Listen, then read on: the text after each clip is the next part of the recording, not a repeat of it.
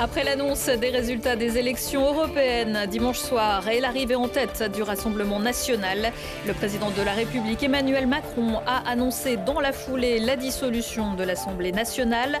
Un véritable séisme et une course contre la montre qui s'engage avant le premier tour des élections législatives prévues le 30 juin. Le second tour, ce sera pour le 7 juillet. Retour dans ce JT sur cette annonce et ses conséquences avec la parole de plusieurs élus isérois issus de différentes formations politiques, dont le républicain Yannick Neuder, chef de file du parti en Isère. Il est l'invité de ce JT, vous l'entendrez dans quelques minutes. Et puis ce week-end, le FCG a aussi perdu une chance de monter en top 14. Grenoble s'incline 16-9 en finale de Pro D2 face à Vannes. La déception est grande, mais il va falloir se remobiliser pour la seconde chance. Ça me rappelle quelque chose. Ce sera dimanche contre Montpellier. Bonsoir à tous, bienvenue dans ce JT du lundi 11 juin 2024. Du lundi au vendredi à partir de 18h, l'essentiel de l'actualité du Grand Grenoble. Les sondages l'avaient prédit, mais les instituts n'avaient pas tout prévu. Dimanche, c'est bien le Rassemblement national qui a remporté les élections européennes en France. La liste de Jordan Bardella est arrivée aussi en tête en Isère avec 31,26% des voix, loin devant celle de Place Publique PS de Raphaël Glucksmann, 15,15% des suffrages. Valérie Ayer pour la majorité présidentielle est troisième avec 13,58% des voix. Puis Manon Aubry, la France Insoumise, avec 10,47%. L'écologiste Marie Toussaint, 7,33%. Et la liste Les Républicains de François-Xavier Bellamy, 6,12% des voix. Et on s'arrêtera là. Je vous rappelle que 38 listes étaient présentes cette année. Mais l'info qui a un peu éclipsé ces résultats, c'est bien sûr la dissolution prononcée par le chef de l'État. Nous avons demandé aux représentants des différents partis en Isère de réagir, notamment pour savoir si en tant qu'élus, ils allaient se représenter. Et on commence par le vainqueur de la soirée, Alexis Joly, seul député RN du territoire pour l'instant, qui ce lundi encore avait le sourire. Ça démontre d'abord le ras-le-bol que les Français éprouvent vis-à-vis de la politique d'Emmanuel Macron et puis surtout le soutien que nous témoignent les Français dans les propositions que nous avons faites tout au long de la campagne des Européennes pour défendre leur pouvoir d'achat, pour défendre la liberté des Français, pour défendre le patriotisme économique notamment.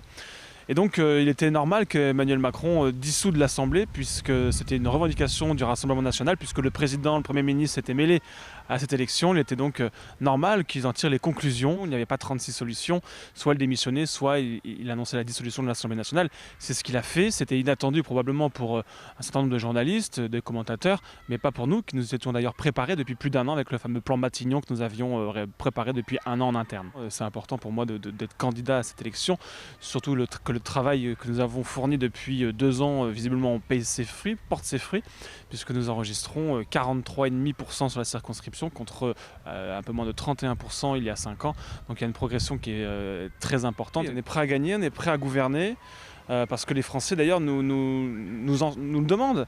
Je crois qu'on incarne un véritable espoir pour les Français. On sent quelque chose vraiment, une vague, un souffle où les Français veulent nous tester, ils veulent nous voir au pouvoir pour appliquer nos propositions. Et ma foi, nous serons à la hauteur, je pense. Le Rassemblement national qui espère aussi conquérir maintenant la 10e circonscription, celle de la Renaissance Marjorie Meignet-Millefer, voire la 11e d'Élodie Jacquier-Laforge. Députée sortante de la 5e circonscription de l'Isère, Marie-Noëlle Battistel est elle aussi seule dans son camp, seule élue socialiste iséroise à l'Assemblée nationale. Après le choc, l'envie de laisser tomber, comme Joël Giraud dans les Hautes-Alpes, elle repartira finalement en campagne. Des résultats qui sont pour nous très décevants du fait qu'on a quand même une montée du Rassemblement national qui est extrêmement importante, à la fois au niveau national et dans notre département.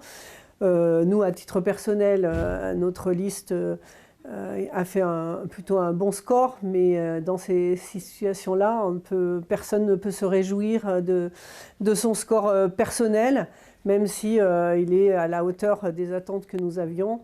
Et aujourd'hui, on est tous un peu abasourdis à la fois par ces résultats, mais à la fois par la décision du président de la République qui a été annoncée hier au soir. Comment est-ce que vous avez réagi, vous, à la dissolution de l'Assemblée nationale ?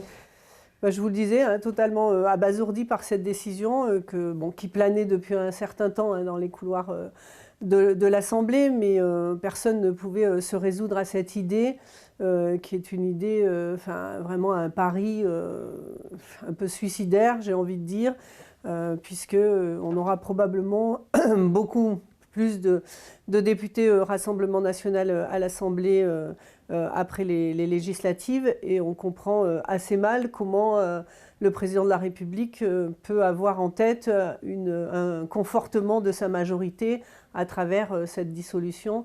Et donc on comprend assez mal sa stratégie aujourd'hui. Beaucoup de nos concitoyens ont voté pour Emmanuel Macron au deuxième tour parce qu'il se posait comme le rempart du Rassemblement national. Force est de constater qu'aujourd'hui, ce n'est absolument pas le cas et que le Rassemblement national a encore progressé.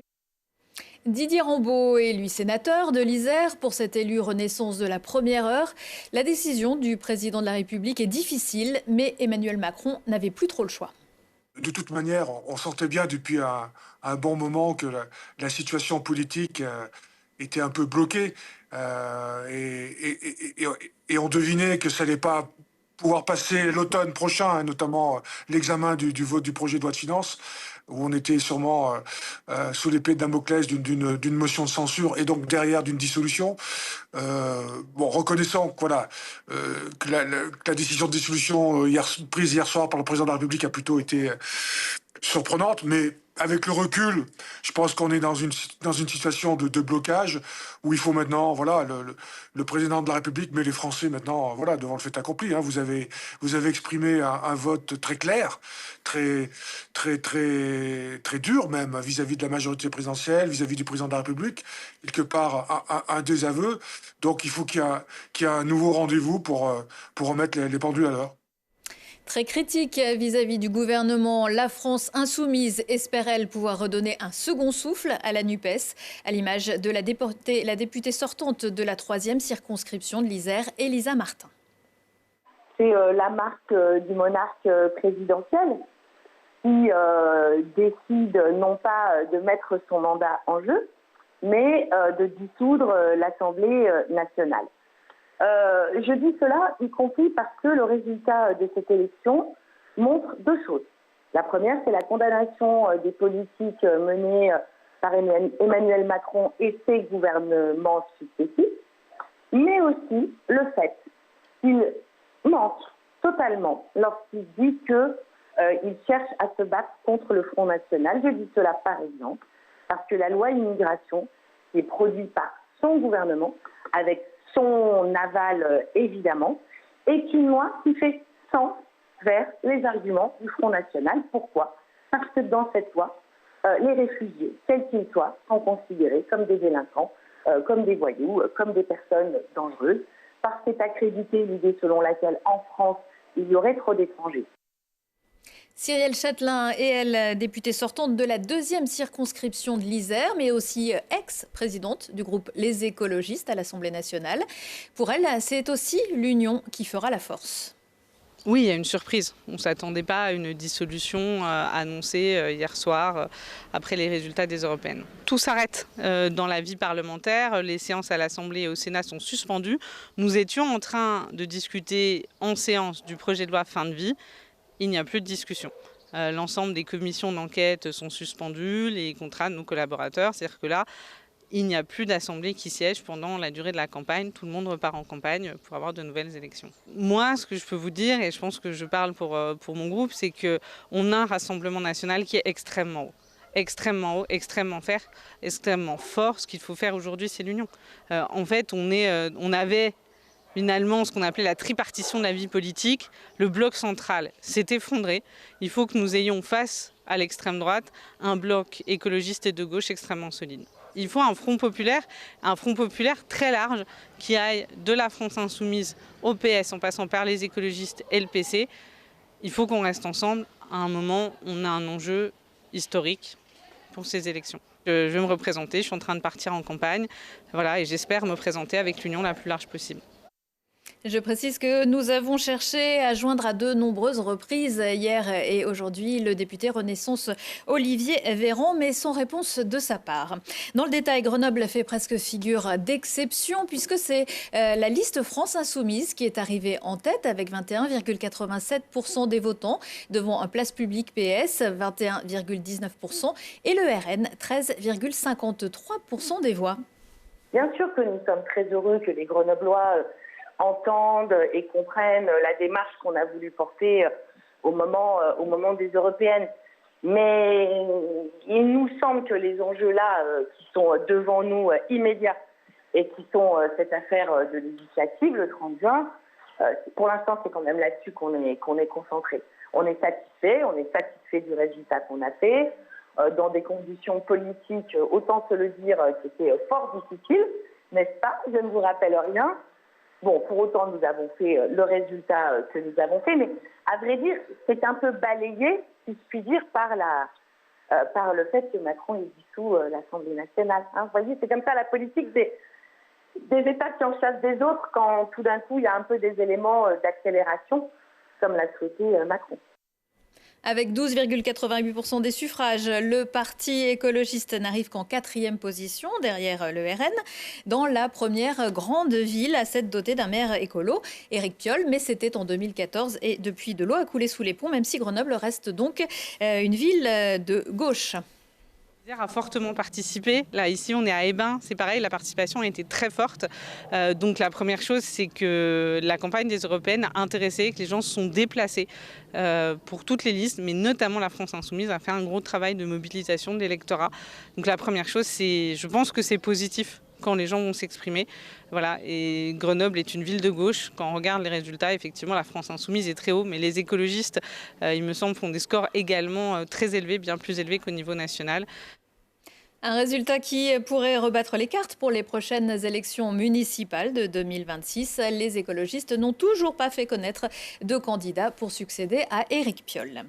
La liste menée par François-Xavier Bellamy pour les Républicains a donc obtenu en Isère un peu plus de 6% des voix. Pour représenter ce parti, j'ai donc à mes côtés Yannick Neuder. Bonsoir. Bonsoir. Vous êtes le président des Républicains 38. Vous étiez également jusqu'à hier soir député de la 7e circonscription.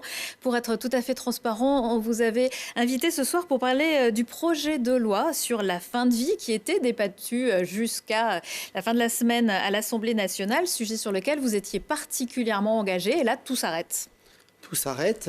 C'est la loi de la Ve République quand le président de la République, justement, prononce la dissolution de l'Assemblée nationale. Donc c'est un choix qui n'est pas très surprenant. Simplement, c'est le timing et le moment choisi. Et c'est d'ailleurs... ça interroge beaucoup parce qu'en pleine vague Rassemblement national, et le Rassemblement national est aux portes du pouvoir. Et je pense que c'est un jeu dangereux auquel se livre Emmanuel Macron, parce que si il y a une dynamique en faveur du Rassemblement national, eh bien on peut se retrouver avec une Assemblée nationale eh bien qui soit colorée RN. Et je m'interroge sur la gravité de la situation. Je pense qu'il faut que les Français aussi et les Françaises l'entendent. C'est bien beau de se défouler. Moi, je suis complètement convaincu que vous apprenez les chiffres isérois. Alors, je suis désolé, je vais rester sur des chiffres nationaux parce que Grenoble n'est pas la France. Mais le 32%, c'est pas 32% de fascistes, c'est 32% de gens qui sont surtout dans du quotidien confrontés à des problèmes de pouvoir d'achat, de sécurité, de déserts médicaux. Ça fait partie des sujets que j'ai beaucoup portés à l'Assemblée. Et on a globalement un gouvernement qui est resté très insensible aux propositions de ces oppositions. Et on voyait bien qu'on a déjà passé par 2 reprises des textes budgétaires qui à coup de 49.3, que ce soit le projet de loi de finances, que ce soit le projet de loi de finances de la sécurité sociale. Et on voyait bien qu'un 3e automne à coup de 49.3 ne pouvait pas se dérouler. Je crois que les députés en avaient globalement assez sur tous les bancs, quels que soient les partis, de cette façon de gérer. On ne peut pas gérer la France à coup de 49.3. Premier message. Deuxième message, il faut écouter ces oppositions et surtout acté que le macronisme, les Français n'en veulent plus. Donc quelle est la solution qui nous reste? La France insoumise d'un côté ou le Rassemblement national de l'autre? Moi, je fais partie de ces élus républicains qui pensent qu'il y a une possibilité pour une troisième voie, une voie de parti d'expérience, d'élus engagés qui sont capables de porter un projet avec une vision pour la France qui réponde aux problématiques des Français et surtout avoir une certaine expérience, parce que je crois que les Français ne sont pas racistes, ne sont pas fascistes. Les Français veulent qu'on règle leurs problèmes du quotidien et je le vois bien dans ma circonscription quand on a des effets d'annonce comme ça a été le cas pour résorber les 3 000 milliards de dettes, qu'on va supprimer le transport pour les personnes qui se rendent à leur chimiothérapie, à leur dialyse, qu'on va indexer le remboursement des soins sur les salaires. Je pense qu'il y a bien d'autres solutions à envisager d'économie au niveau du pays que de venir sur des sujets extrêmement compliqués. Et on oublie aussi les particularités des zones plus rurales qui ne sont par définition hors métropolitaine et sur lesquelles c'est le sentiment d'une France abandonnée. Je me suis battu pour des maintiens d'une poste dans une commune, la commune de Biol pour pas la citer. Je viens de me battre auprès du rectorat pour des effectifs au lycée de l'Édis. C'est un combat permanent pour qu'il n'y ait pas deux France, la France des métropoles et une France plus rurale, semi-rurale, urbaine, avec la plus grosse commune à moins de 10 000 habitants. Mais tous ces Français, j'ai 150 000 habitants dans ma circonscription, ils ont le droit aux mêmes avantages que les autres Français. Il faut se battre pour eux. Vous allez repartir pour cette campagne? Vous vous représentez? Je ne sais pas. Je ne sais pas, parce que je crois que c'est des décisions importantes à prendre. C'est une décision, je pense qu'il faut déjà digérer l'annonce d'hier soir. Déjà, il faut consulter. Je vais en reparler avec ma suppléante, avec mes équipes. J'ai aussi un travail de responsable départemental du mouvement pour organiser les choses. Je crois que c'est des mandats quand même qui sont extrêmement lourds. Alors, loin de moi l'idée de se plaindre, hein, mais quand on s'engage, c'est un engagement à Paris, c'est un engagement, là on sort de 3 à 4 semaines éreinté de la fin de vie où c'est nuit et jour les débats.